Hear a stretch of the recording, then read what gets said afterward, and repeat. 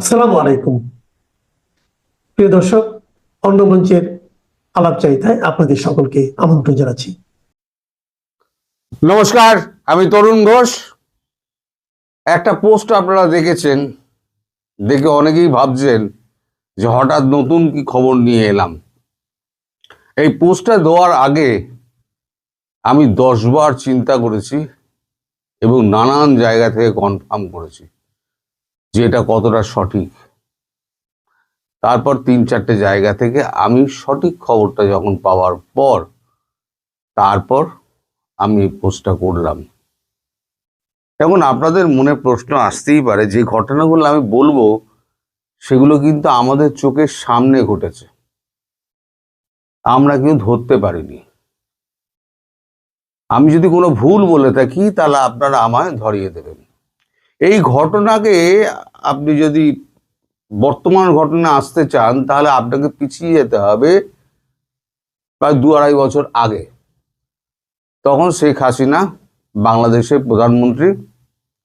একদিন উনি বললেন যে একজন শ্বেতাঙ্গ মানুষ আমাকে বলেছেন যে সেন্ট মার্টিন যদি দ্বীপ যদি তাদের নামে লিখে দিই, তাদেরকে দিয়ে দিই, তাহলে পরে আমি এখানে সমস্যাবিহীনভাবে আমি রাজত্ব চালিয়ে যেতে পারবো, শাসনযন্ত্র চালিয়ে যেতে পারবো, কিন্তু দেশকে আমি বিক্রি করব না।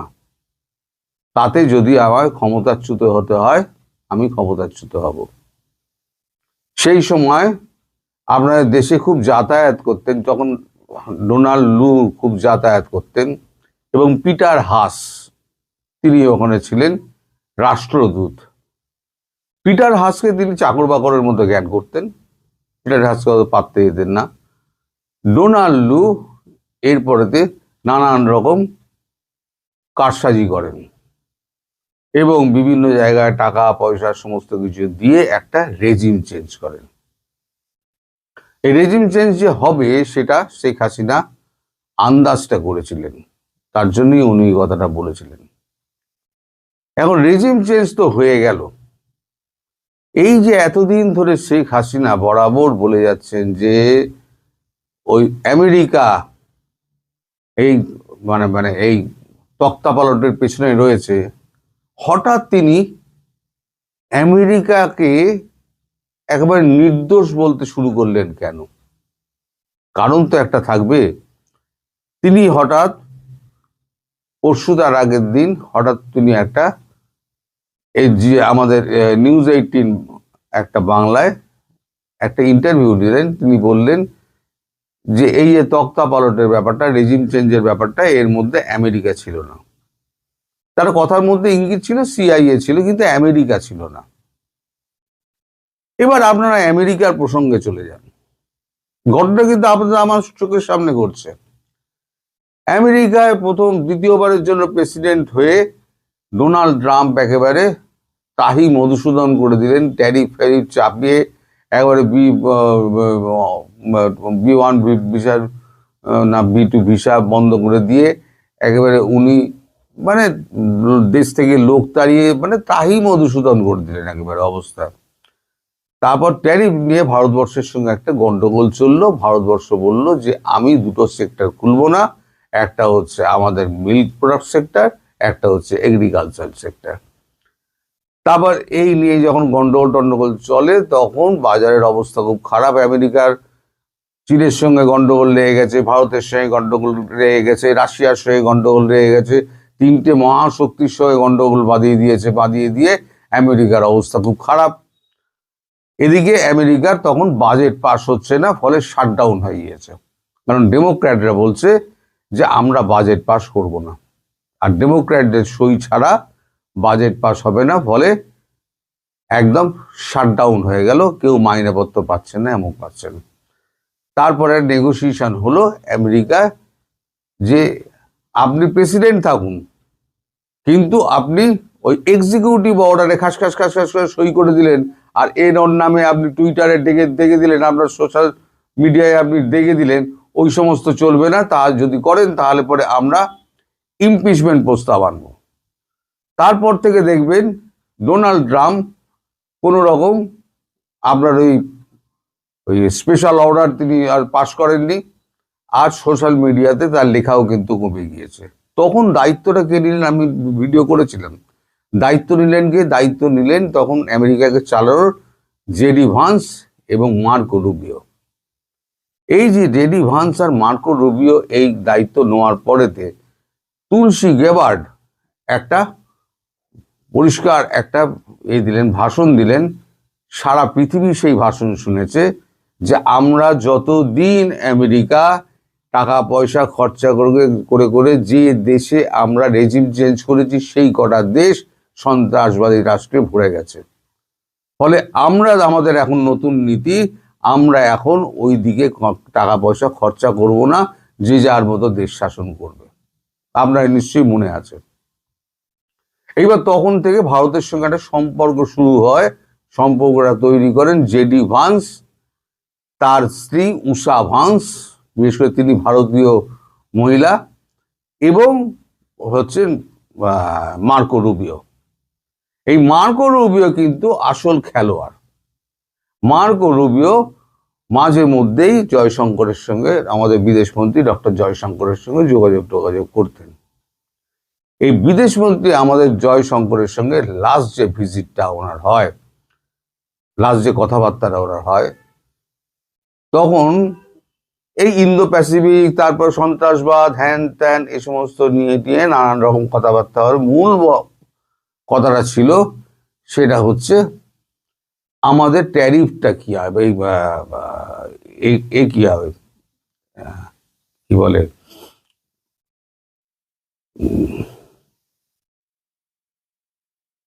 আমাদের চুক্তিটা কি হবে, এই যে আমাদের যে চুক্তিটা যেটা আটকে আছে সেই চুক্তিটা কি হবে। তখন ভারতবর্ষ বলে যে এই চুক্তি কিন্তু হবে না যতক্ষণ না পর্যন্ত আপনারা বাংলাদেশ থেকে পা তুলে নেবেন। এটা আমি বরাবরই বলেছিলাম, পা তুলে না নেওয়া পর্যন্ত ওই এগ্রিমেন্ট কিন্তু হবে না।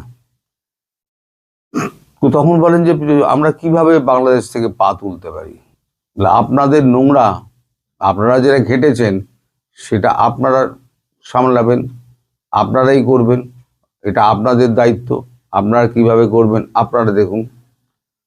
তখন দুজনের মধ্যে একটা কথাবার্তা হয়। কথাবার্তা হওয়ার পর তারপর ঠিক হয় যে শেখ হাসিনার সঙ্গে মার্কো রুবিও কথা বলবেন। জয়শঙ্কর এই বুদ্ধিটা দেন যে আপনি যদি শেখ হাসিনার সঙ্গে কথা বলেন সমস্যার সমাধান হলেও হতে পারে। তখন একটা টেলিফোনিক কনভারসেশন হয় শেখ হাসিনার সঙ্গে, এবং শেখ হাসিনার সঙ্গে মার্কো রুবিও কথা বলেন। কথা বলার পর দেখবেন, কথা বলার আগে, মার্কো রুবিওর সঙ্গে কথা বলার আগে শেখ হাসিনার টোন যা ছিল, মার্কো রুবিওর সঙ্গে কথা বলার পর শেখ হাসিনার টোন সম্পূর্ণ উল্টে গেল। তার মানে এমন কিছু কথা শেখ হাসিনার সঙ্গে মার্কো রুবিওর হয়েছে থ্রু জয়শঙ্কর, যাতে শেখ হাসিনা বুঝতে পারছেন যে মার্কিন যুক্তরাষ্ট্র এখন ইউনূসের পেছনে আর নেই, মার্কিন যুক্তরাষ্ট্র পুরো বাংলাদেশ থেকে সরে গেছে এবং হাসিনাকে সাপোর্ট করছে। এবং হাসিনা তখন জিজ্ঞেস করেন, আমার যা শোনা কথা, হাসিনা তখন জিজ্ঞেস করেন যে আমি তাহলে কবে নাগাদ কিভাবে দেশে ফিরব। তখন মার্কো রুবিও বলেন যে আপনি এখনো পর্যন্ত রিজাইন করেননি, আপনি প্রধানমন্ত্রী হিসেবেই ফিরবেন, বাই ডিসেম্বর আমরা আপনাকে ফেরত দেব, বাংলাদেশের প্রধানমন্ত্রী হিসেবে আমরা আপনাকে ফেরত নিয়ে যাব ভারতের সহযোগিতায়। এই যে আমি বলেছি না ডিসেম্বর, এইটা আমার কানে এসেছিল, এই কথাটা কিন্তু মার্কো রুবিওর কথা, যেটা উড়ে উড়ে আমার কানে এসেছিল, কিন্তু পেছনের গল্পটা আমি জানতাম না যে ভেতরে ভেতরে এই কাণ্ডটি ঘটেছে। এই মার্কো রুবিওর সঙ্গে শেখ হাসিনার কথা, শেখ হাসিনার কথা পর শেখ হাসিনা তারপরে একটা সংবাদপত্রে একটা বিবৃতি দিলেন যে হ্যাঁ আমেরিকা এর পিছনে ছিল না। এই যে 180 ডিগ্রি পরিবর্তন, এটা তো একদিনে হঠাৎ হয়নি। এই 180 ডিগ্রি পরিবর্তন কিন্তু আপনারাও দেখেছেন, আমিও দেখেছি, কিন্তু সবই আমাদের চোখের সামনে ঘটেছে, আমরা কেউ ধরতে পারিনি। কূটনীতির খেলা এমনই খেলা, এই কূটনীতির খেলা ধরা খুব মুশকিল। যারা কূটনীতি নিয়ে কাজ করে না, তারা 20 কদম 25 কদম বলি না এগিয়ে ভাবে, তা 20 কদম 25 কদম এগিয়ে ভেবেছে। এখন ট্রাম্প ইচ্ছে করলেও, আর ট্রাম্পের তো ইচ্ছে নেই, প্রথম কথা হচ্ছে ট্রাম্পের এই ইউনূস সম্পর্কে কোনো রকম ইচ্ছেই নেই, ইউনূসকে তারা তো পছন্দও নয়, এখন বাধ্য হয়ে ডিপ স্টেটের জন্য করতে হতো। কিন্তু ডিপ স্টেট কিন্তু অ্যাক্টিভ, আমি এটা বলে যাচ্ছি, ডিপ স্টেট কিন্তু অ্যাক্টিভ। কিন্তু যেহেতু মার্কো রুবিও এবং জেডি ভান্স এবং কংগ্রেস এবং রিপাবলিকান ডেমোক্র্যাট সব একসঙ্গে হয়ে গিয়েছে, ফলে আমাদের ভারতবর্ষের মতো একটা শক্তিধর একটা মানে তৈরি হয়ে গিয়েছে আমেরিকার মধ্যে। আমেরিকাকে পুনর্গঠন করতে গেলে সবাই বুঝেছে যে আমেরিকাকে এক হতে হবে। আমেরিকা যদি এক না হয় তাহলে পরে এই আমেরিকাকে অর্থনীতিকে বাঁচানো যাবে না, কারণ আমেরিকার অর্থনীতির ধার কিন্তু 37 ট্রিলিয়ন ছিল, 37 ট্রিলিয়ন থেকে 39 ট্রিলিয়ন না 40 ট্রিলিয়নে অলরেডি পৌঁছে গিয়েছে। আর যদি ট্রাম্পের হাতে ক্ষমতা থাকে আরো 2.5 বছর, তাহলে এটা অন্তত 45 ট্রিলিয়ন কি 847 ট্রিলিয়নে গিয়ে পৌঁছাবে। ফলে দেশ কি বাঁচাতে গেলে, আমেরিকাকে সুপার পাওয়ার হিসেবে বেঁচে থাকতে হলে ট্রাম্পকে সাইড করে দিয়ে আমরা সবাই মিলে জোট বেঁধে দেশটা চালাই, এই হচ্ছে ব্যাপার। এখন এই যে কথাটা, এই যে ডিসেম্বরের মধ্যে শেখ হাসিনা বাংলাদেশে ফিরবে অ্যাজ প্রাইম মিনিস্টার, এই কথাটা কিন্তু হচ্ছে মার্কো রুবিওর কথা, যে কথাটা আমি আপনাদের বলেছি। উড়ো উড়ো খবর আমার কাছে এসেছিল, সেই খবরের ভিত্তিতে আমি বলেছি, কিন্তু খবরের ভিতরের জিনিসটা আমি জানতাম না, যেটা আজকে আপনাদেরকে আমি শেয়ার করলাম। এখন এই ঘটনাগুলো দেখুন, আপনারা পর পর চোখের সামনে, যদি কোনো ভুল আমি বলে থাকি তাহলে আপনারা আমায় ধরিয়ে দেবেন। এই ঘটনাগুলো সব কিন্তু আপনারা আমার চোখের সামনে ঘটেছে, কিন্তু আমিও ধরতে পারিনি, আপনারাও ধরতে পারেননি, কিন্তু ভেতরে ভেতরে খেলাটা হয়ে গিয়েছে। এখন দেখছেন এই যে আজকে তো শুনলাম কয়েকটা ছোটখাটো ঝামেলা হয়েছে, এবং আপনাদের ওই জুলাই স্মৃতি কতগুলো পুড়িয়ে দিয়েছে, তারপরে কি বাস ট্রাম জ্বলেছে, কিন্তু শেখ হাসিনা কিন্তু এখন বিবৃতি দিচ্ছেন, খুব নরম বিবৃতি দিচ্ছেন, সেইভাবে বিবৃতি দিচ্ছেন না। কারণ ভারত থেকে বলা হয়েছে, আপনি যে শাটডাউন যেটা করেছিলেন, এই বন্ধ যেটা ডেকেছিলেন, হরতাল যেটা ডেকেছিলেন, সেইটার এত সাড়া আপনি পেয়েছেন, তাতে বুঝে গেছেন আপনি দেশের মানুষ আপনার সঙ্গে আছে। আর দেশকে উত্তপ্ত করলে হবে কি, দেশের মানুষ আপনার বিরুদ্ধে চলে যেতে পারে। ফলে এর থেকে বেশি এগোনোর দরকার নেই, আপনি দেশের পাস বুঝে গেছেন, আপনি ছেড়ে দিন। আর আমার যা মনে হয়, আমার যা রিডিং, এই যে 17 তারিখ কেউ সাহস করে, কোনো জাজ সাহস করে ওই চূড়ান্ত রায় দেবে না। আর যদি দেয় তাহলে বোকার মতো রায় দেবে, কারণ এই রেজিম থাকবে না। এই ইউনূস যে কোনো দিন পালাবে, ইউনূসের সব পথ বন্ধ, ইউনূস যে কোনো দিন পালানোর চেষ্টা করবে, অথবা ইউনূস স্টেপ ডাউন করে কোথাও একটা চুপ করে বসে থাকবে, রাষ্ট্রপতির হাতে ক্ষমতা দিয়ে দেবে। তখন যখন শেখ হাসিনা দেশে গিয়ে বসবেন, তখন এই জজ কি ছাড়া পাবেন? যিনি ফাঁসির অর্ডার দিচ্ছেন অবৈধভাবে, তিনি কি ছাড়া পাবেন? জজ সেটা জানেন না, জজ সেটা খুব ভালো করে জানেন। ফলে জাস্টিস যিনি থাকবেন, তিনিও কিন্তু ভেবে চিন্তে কথা বলবেন, অনেকটা ভেবে চিন্তে। আর এই কারণেই এই যে আপনাদের এনএসএ খলিলুর রহমানের কেসটা গেছে, খলিলুর রহমান খুব অপমানিত হয়ে আপনাদের দেশ থেকে চলে গেছিলেন। উনি তার ঘনিষ্ঠ মহলে বলেছেন যে আমি গিয়ে এত অপমানিত হয়েছি, আমার সঙ্গে যখন কথা হতো তখন উনি আমার মুখের দিকে, মানে ডক্টর ইউনূস মুখের দিকে চেয়ে কথা বলতেন না, উল্টো দিকে চেয়ে কথা বলতেন। তিনি রাগ করে ফিরে গিয়েছেন। এবার ভারত যখন ডেকেছে, এই কনক্লেভে ডেকেছে, বলেছে লুপসে পুষছে কাউকে আমরা চাই না, আমরা যদি চিনি অজিত দোভাল বলেছেন আমরা চিনি একমাত্র একে খলিলুর রহমানকে পাঠাতে হবে। তাই খলিলুর রহমানের হাতে পায়ে ধরে খলিলুর রহমানকে ডেকে আনা হয়েছে। ডেকে এনে এবার তাকে একটুখানি বলে টলে এবার তার সঙ্গে মিটিং ফিটিং করে তাকে দিয়ে একটা বার্তা পাঠানোর চেষ্টা করে, কিন্তু বার্তা যা পৌঁছানোর বার্তা পৌঁছে গেছে। এবং খলিলুর রহমান ওখানে গিয়ে মার্কো রুবিওকে সমস্ত কিছু বলে দিয়েছেন, A to Z। ইউনূস কত টাকা মেরেছে, ইউনূসের সহচরেরা কত টাকা মেরেছে, দেশের কি অবস্থা, সমস্ত সমস্ত কিন্তু একদম পরিষ্কার বলে দিয়েছে। ফলে এবার আপনারা বুঝুন যে আমেরিকার বুকে মানে এখন মানে আমাদের ইউনূসের কি অবস্থা।